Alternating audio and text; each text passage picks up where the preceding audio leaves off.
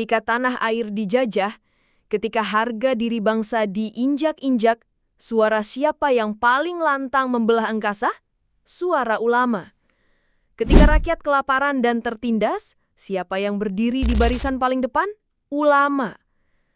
Kini, ketika demo membahana di mana-mana, ketika rakyat menuntut pembubaran DPR 2025, di manakah suara ulama? Mengapa yang terdengar justru senyap? Saudara-saudaraku sebangsa dan setanah air, izinkan saya mengajak kita semua merenung sejenak. Melihat perbedaan sikap ulama zaman dahulu dan sekarang, bukan untuk menghakimi, tetapi untuk memahami bahwa zaman telah berubah, medan perjuangan telah berganti, namun semangat membela kebenaran dan keadilan tetaplah abadi. Mari kita tengok sejarah. Tahun 1945, ketika Belanda ingin kembali menjajah Indonesia, Kiai Haji Hashim Asy'ari mengeluarkan resolusi jihad. Fatwa itu mewajibkan setiap muslim untuk membela tanah air. Hasilnya, pertempuran 10 November 1945 meletus dengan dahsyat. Para santri dan kiai angkat senjata tidak takut mati karena bagi mereka membela negara adalah bagian dari iman. Mereka tidak hanya bicara, tetapi turun langsung ke medan perang. Atau kita lihat Buya Hamka. Di era Orde Lama, beliau dengan berani mengkritik Presiden Soekarno melalui tulisannya. Akibatnya, Hamka dipenjara lebih dari 2 tahun.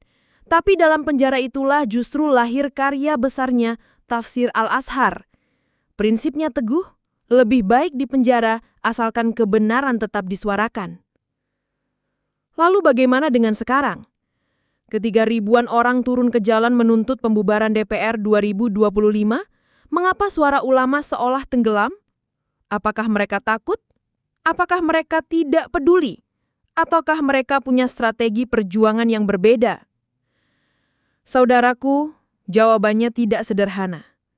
Zaman telah berubah drastis. Dulu, musuh kita jelas, penjajah asing yang datang dengan senjata. Sekarang, musuh kita mungkin adalah saudara kita sendiri, orang-orang yang secara hukum terpilih menjadi wakil rakyat. Dulu, perlawanan fisik adalah jalan satu-satunya. Sekarang, kita hidup dalam negara demokrasi di mana perubahan seharusnya bisa dilakukan melalui mekanisme konstitusional. Tapi memang tidak bisa dipungkiri. Ada perbedaan sikap yang mencolok. Ulama zaman dahulu seperti Kiai Haji Ahmad Dahlan memilih melawan kebodohan dengan tindakan nyata. Ketika langgar yang didirikannya dikotori kotoran kerbau, beliau sendiri yang membersihkannya tanpa mengeluh. Beliau mendirikan sekolah-sekolah modern yang mengajarkan ilmu agama dan umum sekaligus, melawan sistem pendidikan kolonial yang membodohi. Sekarang, banyak ulama lebih memilih berdakwah melalui media sosial, menyampaikan ceramah dengan kata-kata yang indah dan menenangkan, tetapi sering menghindari konflik. Mereka lebih banyak berbicara tentang sabar dan istiqomah daripada keadilan dan perlawanan terhadap ketidakadilan. Mengapa ini terjadi? Pertama, karena konteks politik dan hukum sekarang sangat berbeda. Dulu, melawan penjajah adalah perjuangan suci. Sekarang, mengkritik pemerintah bisa berujung pada kriminalisasi. UU ITE dan pasal-pasal pidana sering digunakan untuk membungkam suara kritis. Seorang ulama yang vokal bisa dilaporkan ke polisi, dicabut izin ceramahnya, bahkan organisasinya bisa dibubarkan. Risikonya jauh lebih besar sekarang. Kedua, relasi ulama dan penguasa sekarang lebih rumit. Banyak ulama memiliki akses ke kekuasaan, sehingga mereka memilih untuk menyampaikan kritik melalui jalur diplomasi yang tertutup, bukan melalui kecaman publik di jalanan. Mereka percaya bahwa lobi-lobi diam lebih efektif daripada konfrontasi langsung di jalanan. Ketiga, polarisasi politik telah memecah belah umat. Isu agama sering dimanfaatkan untuk kepentingan politik praktis, seperti yang terjadi dalam Pilkada DKI 2017. Ulama yang mengambil sikap vokal terhadap satu isu politik bisa kehilangan separuh pengikutnya. Karena itu, banyak yang memilih diam untuk menjaga persatuan umat, atau tidak punya menghindari perpecahan yang lebih dalam. Tapi saudaraku, apakah dengan demikian kita harus menerima begitu saja sikap diam sebagian ulama? Tentu tidak. Kita harus tetap kritis dan waspada. Sejarah telah membuktikan bahwa perubahan besar selalu dimulai dari keberanian untuk menyuarakan kebenaran. Jika para ulama pejuang dulu hidup di zaman sekarang, kira-kira apa yang akan mereka lakukan? Kiai Haji Hashim Asy'ari mungkin akan mengeluarkan fatwa yang tegas terhadap kebijakan pemerintah yang tidak pro-rakyat. Buya Hamka pasti akan menulis artikel-artikel tajam yang mengkritik kinerja DPR. Kiai Haji Ahmad Dahlan mungkin akan mendirikan lembaga advokasi yang membela rakyat kecil yang tertindas.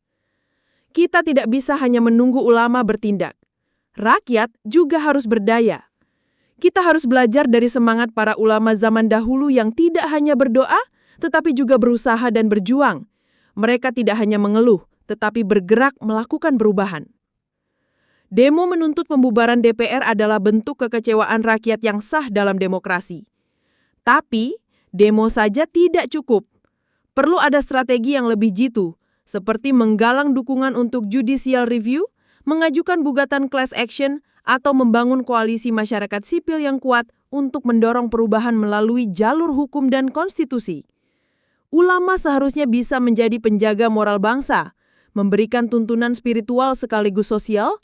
Mereka tidak harus turun ke jalan, tetapi setidaknya menyuarakan keprihatinan terhadap ketidakadilan yang terjadi. Seperti kata Syekh Ali Jaber, ulama itu bukan yang paling banyak followernya, tapi yang paling banyak memberi manfaat. Saudaraku, marilah kita tidak kehilangan harapan. Zaman mungkin berubah, tapi semangat perjuangan tidak boleh padam. Kita harus terus mengawal kekuasaan, mengkritik yang salah, dan mendukung yang benar. Seperti pesan Buya Hamka, kebenaran harus disuarakan, bahkan jika harus menghadapi resiko terburuk. Mari kita akhiri renungan ini dengan doa dan tekad. Doa agar bangsa ini diberikan kekuatan untuk melalui ujian ini, dan tekad untuk terus berjuang demi Indonesia yang lebih adil dan sejahtera. Seperti para pejuang dahulu, kita harus yakin bahwa kebenaran pasti akan menang meski jalan yang ditempuh berliku. Ulama zaman old telah memberikan contoh. Sekarang, giliran kita, rakyat Indonesia, untuk meneruskan perjuangan mereka. Bukan dengan kekerasan, tapi dengan kecerdasan. Bukan dengan kebencian, tapi dengan cinta kasih. Bukan dengan anarki, tapi dengan demokrasi yang bermartabat. Semoga Allah Subhanahu wa Ta'ala senantiasa memberkati perjuangan kita semua. Amin.